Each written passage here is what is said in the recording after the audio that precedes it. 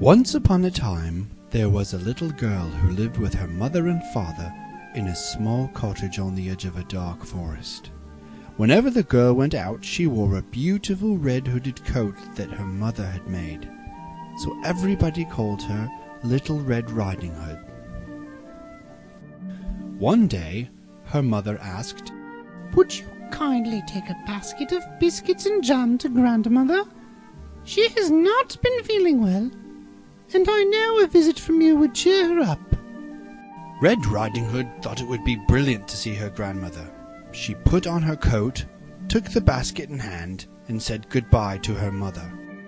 As she headed down the path, her mother called out, "Be sure and go straight to Grandmother's, and don't talk to strangers. The forest can be a dangerous place." Along the way, Little Red Riding Hood sang songs and gathered flowers for her grandmother. Now it happened that a very mean wolf heard her song and longed to eat her for his breakfast. But he knew her father the woodman was working nearby and feared he would hear Red Riding Hood cry for help if he'd frightened her. So the wolf very gently said to Red Riding Hood, "Good day, Little Red Riding Hood. Where are you headed on such a fine afternoon?"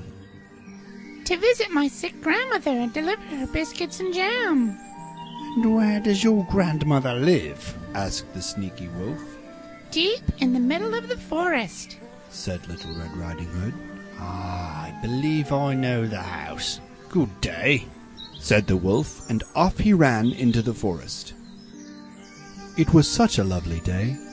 Red Riding Hood was in no hurry and moved slowly through the forest. Soon she passed her father, hard at work chopping trees. He asked, "Little Red, where are you off to all alone in the forest?" "Mother asked that I check in on Grandmother." "You best make haste. It grows late," said her father, and off she hurried.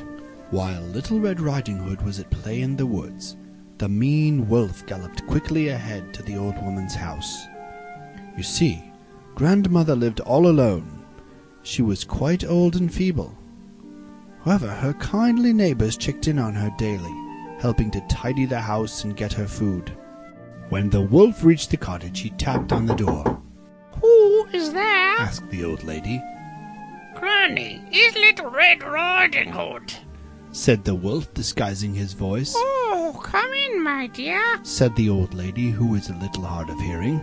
And that he did, and being quite hungry, he wanted to gobble Granny right up, but he knew Red Riding Hood was not far behind.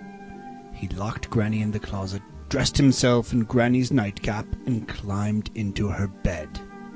Soon Red Riding Hood came upon the cottage and tapped on the door. "Come in," said the wolf in a hoarse, squeaky voice. Red Riding Hood thought her grandmother must have a bad cold to sound so hoarse. She opened the door and found Granny in bed. "Mother sends fresh biscuits and jam," said Red Riding Hood. "Come closer, my dear, and let me give you a kiss," said the wicked wolf. As Red Riding Hood got closer, she grew frightened. "Grandmother, what a great nose you have," said Red Riding Hood.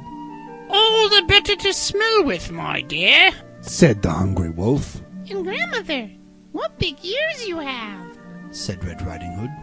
"All the better to hear with, my dear," said the wolf. "And what big eyes you have," said Red Riding Hood.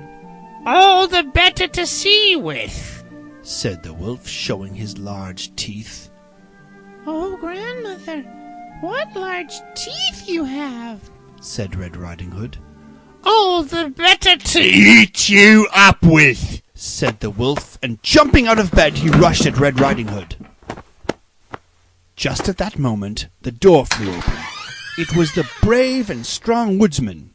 He jumped at the wolf, saving Little Red Riding Hood and her grandmother. And they all lived happily ever after.